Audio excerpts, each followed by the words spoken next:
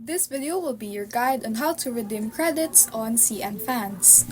Hi, so in order to use your CNFans credits, you should log into your CNFans account, then navigate to here. Which you can see, here's a little cart right here. Then in the left side corner, you could see my assets. You should press on that, then my credits as well. Here you can see your credits. Right now I have 0 credits, so yes, I cannot redeem a promo code on CFans right now. So what you will need to do is that you should redeem record. There would be a link that will be displayed here. Then browse to your CNFans platform and select the product you wish to purchase.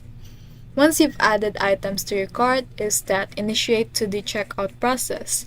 Then apply your credits. It will show you that during payment, you'll have the option to use your available credits to offset the total cost. Then finalize your order with the adjusted total after credits has been applied.